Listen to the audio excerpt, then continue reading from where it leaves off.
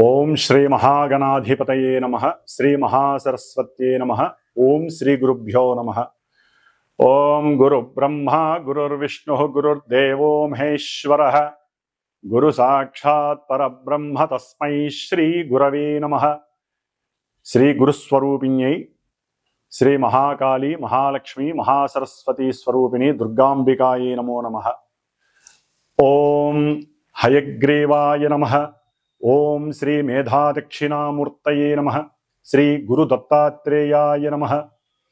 गुरवे सर्वलोकानां भिषजे भवरोगिणां निधये सर्वविद्यानां श्री दक्षिणामूर्तये नमो नमः। श्री दक्षिणामूर्ति वारिकी अట్లాగే గురు సమానులైనటువంటి పీఠాధిపతులకి అందరికీ కూడా పాదాభివందనం చేస్తూ పాదాలకి నమస్కారం చేస్తూ ఆషాఢమాసంలో వచ్చేటటువంటి ఈ నెల అనగా జూలై 10వ తేదీన గురువారం రోజున గురు పౌర్ణమి వ్యాస పౌర్ణమి ఈ రోజున చాలా విశేషమైనటువంటి శుభదినము. ఎందుకంటే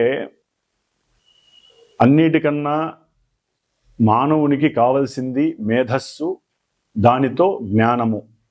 ఈ జ్ఞానస్వరూపులైనటువంటి ఈ హయగ్రీవ వారు అట్లాగే దక్షిణామూర్తి వారు దత్తాత్రేయ స్వామి వారు వీరు మాత్రమే గురువులు, సాక్షాత్తు పరమ గురువులు. కాబట్టి వీరి పరంపరగా తర్వాత మనకున్నటువంటి గురువులు చాలామంది ఉంటారు. విద్యాపరంగా కావచ్చు, అనుభవపూర్వకంగా కావచ్చు, అది జ్యోతిష్య గురువులు కావచ్చు, విజ్ఞానపరమైనటువంటి సైంటిఫిక్ గురువులు కావచ్చు, లేకపోతే వ్యాపారపరమైనటువంటి గురువులు. మనకి జ్ఞానాన్ని అంటే చదువు రూపకంగా జ్ఞానాన్ని ఇచ్చేటటువంటి ఎటువంటి గురువునైనా సరే చక్కగా ఈ యొక్క గురు పౌర్ణమి రోజున ఆరాధించగలిగితే చాలా విశేషమైనటువంటి పుణ్యము కలుగుతుంది, అఖండమైనటువంటి జ్ఞాన సిద్ధి కలుగుతుందని చెప్పి శాస్త్రవచనం. కాబట్టి అందరూ కూడా ఈ ఆషాఢ మాసంలో వచ్చేటటువంటి జూలై 10వ తేదీన గురు పౌర్ణమి రోజున మీ మనసుకి నచ్చినటువంటి గురువులకి పాదాభివందనం చేసుకొని వారికి కాస్త వస్త్రదానం చేయవచ్చు, లేదా ఫలదానమైనా చేయవచ్చు. అన్నిటికన్నా అందరికీ ముఖ్యము తండ్రి. తండ్రే మొదటి గురువు, పరమ గురువు. కాబట్టి అవకాశం ఉన్నవాళ్ళు, తల్లిదండ్రుల దగ్గరగా ఉన్నటువంటి వారు తండ్రికి పాద నమస్కారం చేసుకుంటే అందరి గురువులు ఆయనతో సమానం అన్నమాట. కాబట్టి జీవపుత్రుడు ఆయనే జీవాన్ని ఇస్తాడు. కాబట్టి స్త్రీలైనా పురుషులైనా సరే తండ్రికి తల్లికి నమస్కారం చేసుకుని ఆ రోజున వారి ఆశీర్వచనం తీసుకున్నట్లే అందరి గురువుల యొక్క ఆశీర్వచనం మీకు లభిస్తాయి. ఆ తర్వాత దేవాలయాలకు వెళ్ళటం, ఆ దేవాలయాల్లో చక్కగా మనకి కావలసినటువంటి ఆ గురువు పరంపరలో ఉన్నటువంటి దక్షిణామూర్తి వారి గుడి కానివ్వండి, లేకపోతే దత్తాత్రేయుడి గురువు కానివ్వండి, వీళ్ళకి ఎవరికైనా నమస్కారం చేసుకోండి. వారికి సంబంధించినటువంటి శ్లోకాలు, స్తోత్రాలు ఉంటాయి, మంత్రాలు కాదు. వాటిల్ని చక్కగా ఒక 108 సార్లు కనుక జపం ఆచరించినట్లయితే శుభాన్ని కలుగజేస్తుంది. ఆ తదుపరి మరి మనము ప్రతి నెల మాసము కూడా అంతరిక్షంలో అన్ని గ్రహాలని, ముఖ్యంగా మన యొక్క భూమిని తన యొక్క ఆకర్షణ శక్తి చేత, బలము చేత తన చుట్టూ పరిభ్రమణం చేయించుకుంటూ ఉన్నటువంటి సూర్య భగవానుడి యొక్క సంక్రమణం యొక్క వేడుక. మరి మనకున్నటువంటి 2 ఆయనాలలో ఉత్తరాయణ పుణ్యకాలంలో 6 నెలలు మన యొక్క జీవితాన్ని గడుపుతూ వచ్చాం. ఇప్పుడు కర్కాటక రాశిలోకి ఈ యొక్క సూర్య భగవానుడు సూర్యనారాయణ మూర్తి మనకి జూలై 16వ తేదీన మధ్యాహ్నం 3 గంటల ప్రాంతంలో చక్కగా స్వామివారు కర్కాటక రాశిలోకి అడుగు పెడుతున్నారు. మరి ఈ కర్కాటక రాశిలోకి ఈ యొక్క సూర్యుడు సంక్రమించినటువంటి సమయాన్ని మన శాస్త్రరీత్యా కనుక గమనించినట్లయితే దీనిని దక్షిణాయన పుణ్యకాలము అంటారు. అదే మకర రాశిలో కనుక సూర్యుడు ప్రవేశించినట్లయితే అది జనవరి 16, 14 తేదీల్లో వస్తుంది.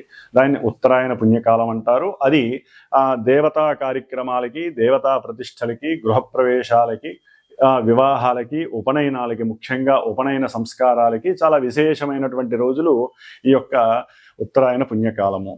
అయితే ఈ దక్షిణాయన పుణ్యకాలంలో అటు విష్ణుమూర్తి, ఇటు పరమశివుడు ఇరువురు కూడా ధ్యాన యోగంలో ఉంటూ ఉంటారు ఒక 4 నెలల కాలము. దాన్నే మనము చాతుర్మాస్య వ్రత దీక్ష అంటారు. అంటే భూలోకంలో కొంతమంది గురువులు, మానవులు కూడా ప్రశాంతత కోసం, జీవన్ముక్తి కోసమని ఈ చాతుర్మాస్య వ్రత దీక్షని పొంది చక్కగా ఆ యొక్క విష్ణు పరంపర, శివ పరంపర దీక్షలో చక్కగా వారి యొక్క జీవితాన్ని గడుపుతూ ఉంటారు.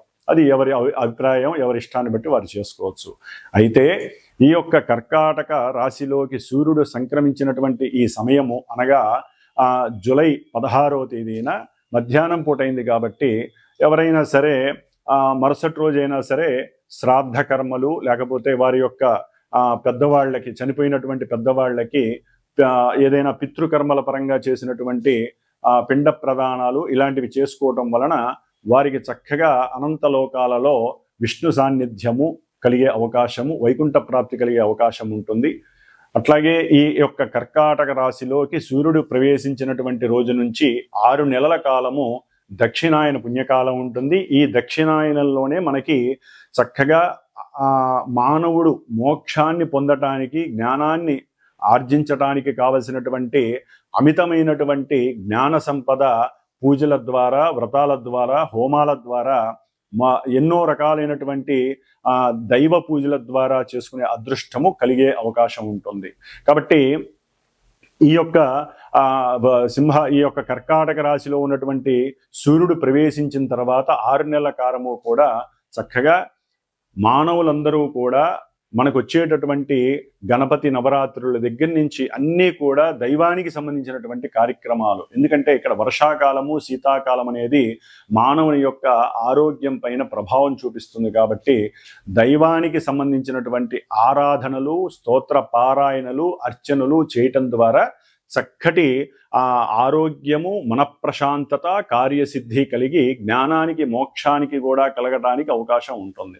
కాబట్టి మనకి ఈ యొక్క జూలై 16వ తేదీ నుండి ఆగస్టు 17వ తేదీ వరకు కూడా సూర్యుడు కర్కాటక రాశిలోకి ప్రవేశించే సమయంలో, ప్రవేశించిన రోజు నుంచి ఈ నెల కాలము కూడా మేషాది మీనరాశి పర్యంతం ఉన్నటువంటి 12 రాశుల వారికి, అట్లాగే ఆ రాశుల్లో ఉన్నటువంటి నక్షత్రాలు 27 నక్షత్రాల వారికి, అవి ఈ రెండు తెలియనటువంటి నామ నక్షత్ర జాతకులకి ఏ విధంగా ఉంటుందో తెలుసుకునే ప్రయత్నంలో ముఖ్యంగా వినేటటువంటి శ్రోతలు ఒకటి గుర్తుంచుకోవాలి.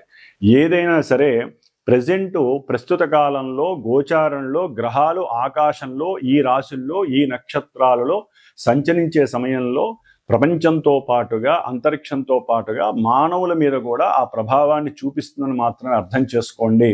జన్మజాతకంలో ఉన్నటువంటి ఆ గ్రహాల యొక్క స్థితిగతులు, అట్లాగే అంతర్దశల రీత్యా వారికి జరిగేటటువంటి ఈవెంట్స్ ప్రెజెంట్ గోచారంలో గ్రహస్థితులు ఏ విధంగా నిర్ణయిస్తాయో మాత్రమే తెలియజేస్తుంది. కానీ చాలామందికి తెలియక ఈ యొక్క రాశి లేకపోతే నాది నక్షత్రము మరి మాకు చెప్పినవి జరగట్లేదు, లేకపోతే మీరు చెప్పినట్టుగా మాకు నెగిటివ్ జరగట్లేదు, పాజిటివ్ జరుగుతోంది, పాజిటివ్ జరగట్లేదు, నెగిటివ్ జరుగుతోంది అంటున్నారు.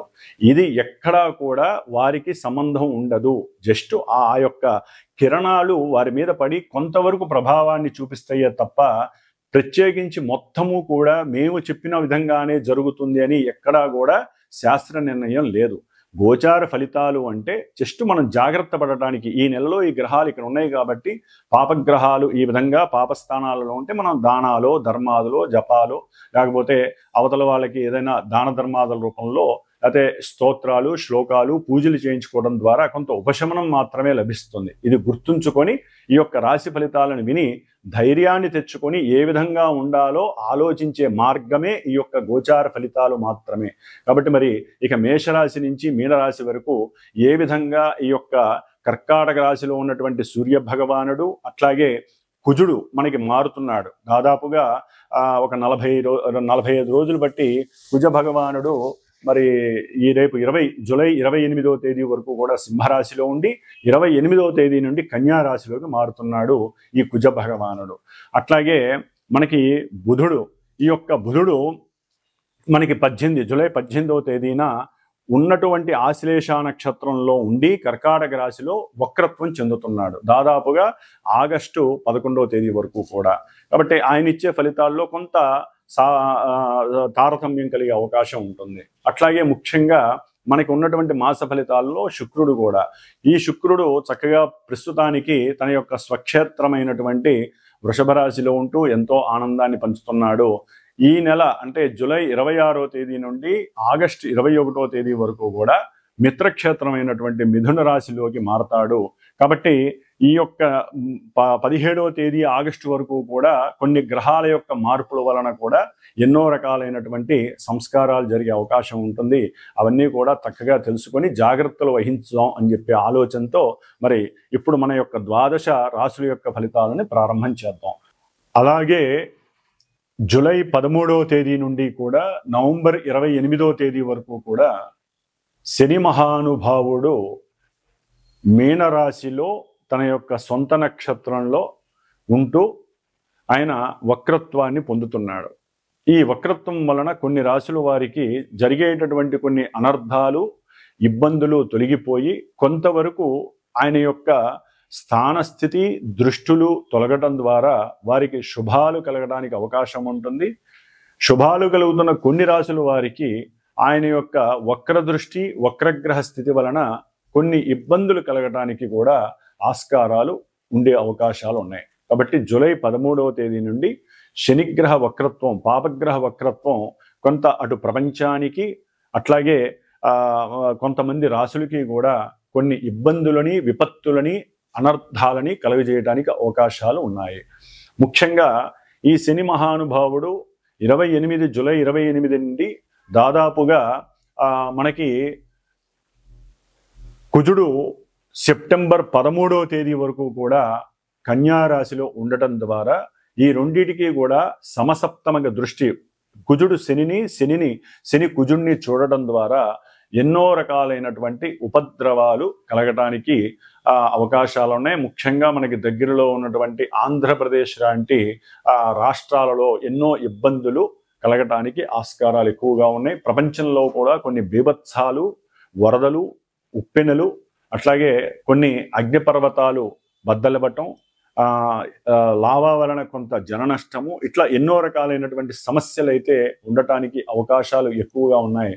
అట్లాగే మనకి ఇప్పుడు ప్రెజెంటు ఈ జూలై 15వ తేదీ నుండి కూడా దాదాపుగా జూలై 15 నుండి మనకి ఒక 16 రోజులు 16 రోజులు అంటే ఆగస్టు ఫస్ట్ వీక్ వరకు కూడా కాలసర్ప యోగ దోషము, అంటే గ్రహాలన్నీ కూడా సింహరాశి నుంచి కుంభరాశి మధ్యలోనే ఉండటం ద్వారా కొన్ని ఇబ్బందులు కలగడానికి అవకాశం ఉంది. అంటే మీకు సింహరాశి నుంచి దాదాపుగా కుంభరాశి వరకు ఏ గ్రహము కూడా ఆ యొక్క రాశిలో లేకపోవటం వలన కొన్ని రాశుల వారికి ఈ భావాలలో గ్రహాలు ఏదీ లేకపోవటం వలన ఆ గ్రహాలు ఇచ్చేటటువంటి భావాలు దెబ్బతినే అవకాశం ఉంటుంది. కాబట్టి అందరూ కూడా సుబ్రహ్మణ్యేశ్వర స్వామి వారి యొక్క ఆరాధనని మాత్రం మర్చిపోకుండా చేసుకోవటం ద్వారా కొన్ని ఉపద్రవాలని, ఇబ్బందుల్ని తొలగించుకునే అవకాశం ఉంటుంది.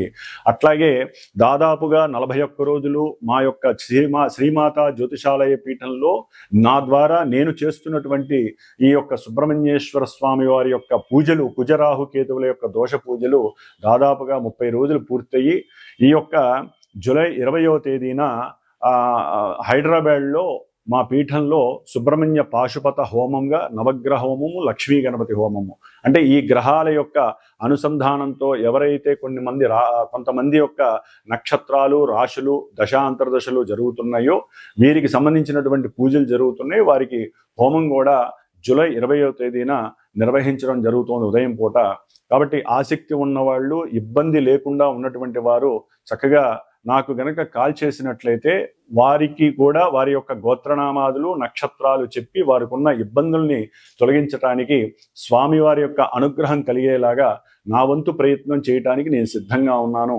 కాబట్టి ఎవరైనా సరే చేయించుకోలేనటువంటి వారు వారి ఇంట్లో కానీ దేవాలయాల్లో కానీ చక్కగా సుబ్రహ్మణ్యేశ్వర స్వామిని మాత్రం ఈ యొక్క ఆగస్టు 2-3 తారీఖుల వరకు కూడా ఆయన ఆరాధన చేసుకోవడం ఉత్తమం, పరమోత్తమంగా భావించి ఓం దుర్గా గణపతయే నమః, ఓం స్కంద గణపతయే నమః అనేటటువంటి ఆ మంత్రాన్ని గనక జపిస్తూ ఉంటే ఆ రాశుల వారికి ఇబ్బందులు కలగకుండా ఉంటాయి. వృషభ రాశి వారికి ఈ నెల జూలై 16వ తేదీ నుండి ఆగస్టు 17వ తేదీ వరకు కూడా 3వ స్థానంలో ఉన్నటువంటి సూర్యుడు జన్మరాశిలో ఉన్నటువంటి శుక్రుడు, ద్వితీయంలో ఉన్నటువంటి గురువు, మూడులో వక్రించి ఉన్నటువంటి బుధుడు మంచి యోగాన్ని కూడా కలుగజేయడానికి అవకాశం ఉంటుంది. అట్లాగే 4లో ఉన్నటువంటి కుజకేతువులు కొంత ఇబ్బందుల్ని కలుగచేయటం, అట్లాగే 10వ స్థానంలో ఉన్నటువంటి రాహువు వలన కాస్తంత లాభప్రదం అని చెప్పుకోవాలి.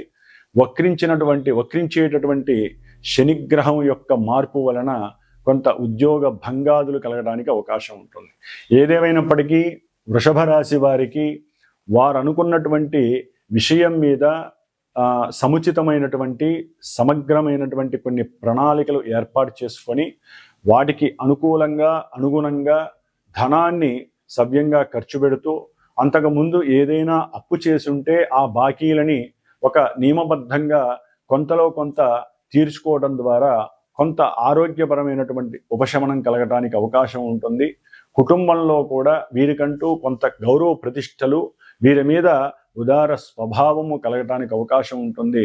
అట్లాగే వీరికి ఉన్నటువంటి కొంతమంది శత్రువులు, వీరు 10 రూపాయలు వారికి వెచ్చించి ఏదైనా సరే కొంత తినుబండారాలు, ఆహార పదార్థాలు పెట్టడం ద్వారా కొంత వారు ఉపశమనం కలిగి మీకు వారి వలన దుష్కర్మలు, వారి వలన కలిగేటటువంటి కొన్ని నరఘోషలు కలగకుండా ఉండే అవకాశం ఉంటుంది. ఎందుకంటే జన్మరాశిలో ఉన్నటువంటి శుక్రుడు సాధ్యమైనంత వరకు జూలై 26వ తేదీ వరకు కూడా చాలా వరకు ఆరోగ్యాల్ని కాపాడుతూ, అట్లాగే కొంత అనుకూలమైనటువంటి పరిస్థితుల్ని వ్యాపారపరంగా చక్కటి ధనలాభాలని కలుగజేస్తాడు.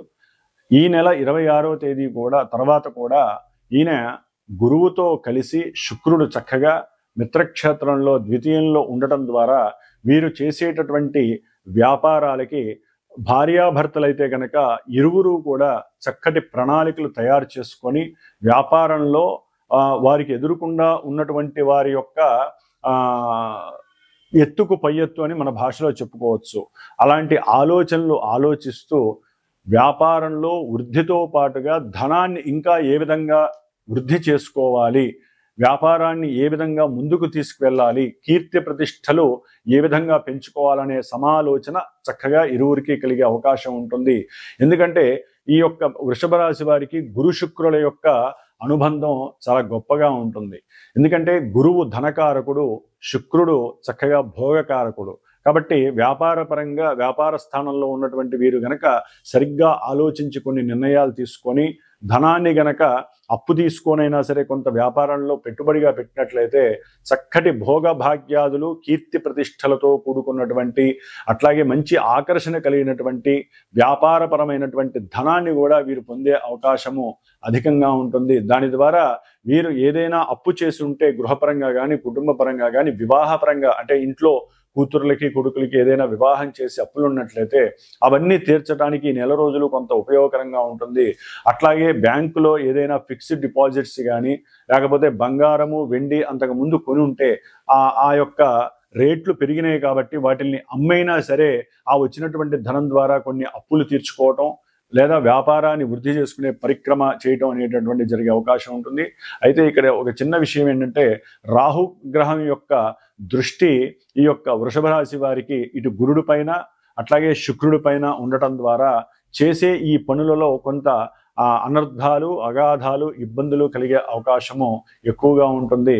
భార్యాభర్తల మధ్య ఆలోచిస్తూనే నేను చెప్పింది నువ్వు వినలేదని, నువ్వు చెప్పింది నేను వినలేదని ఒక రకమైనటువంటి సంకుచిత భావం కలిగి ఇరువురు మధ్య కొన్ని ఇబ్బందులు కలగడానికి వ్యాపార వృత్తి విషయాలలో కలిగే అవకాశం కూడా ఉండటానికి అవకాశం ఉంటుంది. ముఖ్యంగా చతుర్థంలో ఈ నెలాఖరు వరకు ఉన్నటువంటి కుజకేతువుల వలన విద్యార్థులకి విద్యా ఆటంకాలు కలుగుతాయి. తదుపరి ఈ నెలాఖరు తర్వాత కుజుడి యొక్క స్థానస్థితి 5లో ఉండటం ద్వారా వీరు రాసేటటువంటి ఏదైనా వ్రాతపూర్వకమైనటువంటి లిఖితపూర్వమైనటువంటి ఎగ్జామ్స్లో అంటే వారు ఉత్తీర్ణత శాతం తగ్గే అవకాశం ఉంటుంది. ఆలోచనలో కొంత మార్పులు చేర్పులు కలగడం ద్వారా వీరు సరైనటువంటి ఆలోచన చెయ్యలేక ఎగ్జామ్స్ సరిగ్గా రాయలేనటువంటి పరిస్థితి ఈ కుజగ్రహం వల్ల కలుగుతుంది. దానివల్ల సంఘంలో మీకున్నటువంటి కొంత కీర్తి ప్రతిష్టలు లేకపోతే మీ మీద ఉన్నటువంటి కొంత మంచి భావన తొలగి మీరు కొంత ఇబ్బందులు పడడానికి అవకాశం ఉంటుంది. అట్లాగే ఎవరైనా సరే అప్పు చేసి సెన్సెక్స్ కానీ లేదా పంద్యాలు కానీ ఇలాంటివి చేసేవాళ్ళు కొంత జాగ్రత్త వహించడం మంచిది. కొంత అది మిమ్మల్ని ఇబ్బందులు పెట్టేటటువంటి పరిస్థితి, నష్టపోయే పరిస్థితిని కూడా కలుగజేస్తుంది. ఆ సంతానపరమైనటువంటి ముఖ్యంగా వృషభ రాశి వారికి సంతానపరంగా ఆలోచనలు ఎక్కువ అవుతాయి. లేదా సంతానం లేనటువంటి వారికి సంతానం కలగటానికి రెడీగా ఉన్నటువంటి వారికి ఈ కుజగ్రహం వలన కొన్ని ఇబ్బందులు కలగడానికి ఎక్కువగా ఉంటాయి. హాస్పిటలైజేషన్ అవ్వటం, హాస్పిటల్స్లో ధన వ్యయం ఎక్కువగా అవ్వటం, ఇలాంటివి కూడా కలగడానికి అవకాశం ఉంటుంది. భార్యాభర్తల మధ్య అవినాభావన సంబంధం, ప్రేమానురాగత కొంత తగ్గే అవకాశం ఉంటుంది. ముఖ్యంగా విద్యార్థులు తమకున్నటువంటి జ్ఞానశక్తిని కొంతవరకు తగ్గించుకునే ప్రయత్నం జరుగుతుంది.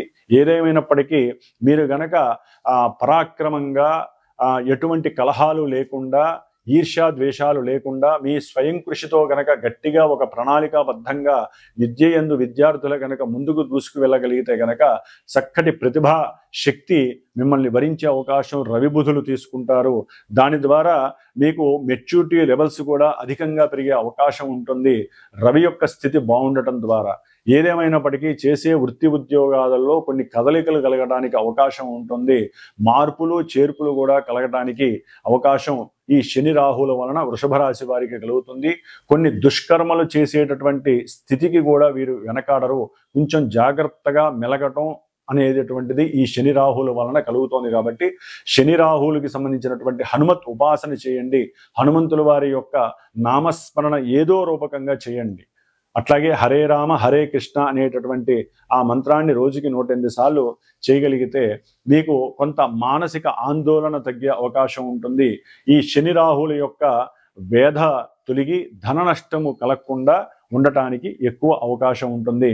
కాబట్టి ఏదేమైనప్పటికీ కూడా ఈ యొక్క వృషభ రాశి వారికి కొంత ధనపరంగా, కుటుంబపరంగా, ప్రేమానురాగాల పరంగా కొంత బాగున్నప్పటికీ మిగతా గ్రహాల యొక్క కంజంక్షన్స్, దృష్టి, వాటి యొక్క నక్షత్ర స్థితుల వలన కొంత ఇబ్బందులు కలగడానికి కూడా అవకాశం ఉంటుంది.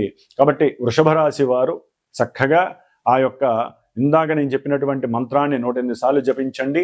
హనుమంతుడి వారి యొక్క ఉపాసన అతి శ్రేష్టమైనదిగా భావించి దాని యందు నిమగ్నమై మీ యొక్క జీవితాన్ని ఈ నెల రోజులు కూడా కొనసాగించడానికి ప్రయత్నం చేయండి. ఓం గం గణపతయే నమః. ఓం సాం శరవణ భవాయ నమః. పూర్వము ఒక 30 డేస్ ముందు మనం చెప్పుకున్నటువంటి కొన్ని రాశుల వారు అనగా మేషము, అట్లాగే వృషభము, కర్కాటకము, సింహము, కన్య, వృశ్చికము, మకరము, కుంభము ఈ రాశుల వారు, అట్లాగే కుజమహర్దశ, కేతు రాహు అంతర్దశలు మహర్దశలు జరుగుతున్నవాడు, కుజ నక్షత్రాలైనటువంటి మృగశిర, అట్లాగే మృగశిర, చిత్త, ధనిష్ట నక్షత్ర జాతకులు, ఆరుద్ర, స్వాతి, శతభిష రాహుగ్రహ నక్షత్ర జాతకులు, అశ్విని, మఖ, మూల కేతు నక్షత్ర జాతకులు వీరందరికీ కూడా కుజ రాహు కేతువుల యొక్క సంయోగము, సమ్మేళనం వలన కాలసర్ప యోగ దోషాలు, కుజదోషాలు, ఎన్నో వివాహ ఆటంకాలు, గర్భ విచ్ఛిన్న దోషాలు, రాహుకేతువుల యొక్క సర్పగ్రహ బాధలు తొలగిపోవటానికి మరి హైదరాబాద్లో శ్రీమాత జ్యోతిషాలయ పీఠంలో నా చేత ఆల్రెడీ జరుగుతున్నాయి. ఈ గ్రహాలకి జపములు, సర్ప సూక్త జపము, అట్లాగే స్వామివారు సుబ్రహ్మణ్య క్షేత్ర దర్శనాలు కూడా అయిపోయినాయి. 6 క్షేత్ర దర్శనాలు. ఇప్పుడు ఈ నెల జూలై 20వ తేదీన కృత్తికా నక్షత్రము ఆదివారం రోజున హైదరాబాద్లో చివరగా శాంత్యర్థమై సుబ్రహ్మణ్య పాశుపత హోమం జరుగుతోంది. దీంట్లోనే గణపతి, లక్ష్మీ గణపతి, నవగ్రహ నక్షత్ర సహితముగా సర్పసూక్త, మన్యుసూక్త సహితంగా సుబ్రహ్మణ్య పాశుపత హోమం జరుగుతోంది. కాబట్టి ఎవరైనా ఈ ఇబ్బందులు ఎవరైతే పడుతున్నారో వారు నాకు గనక ఫోన్ చేసి సంప్రదించినట్లయితే హోమానికి చాలా తక్కువ స్వల్ప దక్షిణతో ఆ యొక్క సుబ్రహ్మణ్య అనుగ్రహాన్ని పొందే అవకాశము స్వీకరిస్తారని ఈ యొక్క మెసేజ్ చేయటం జరుగుతోంది. ఓం శరవణ భవాయ నమః.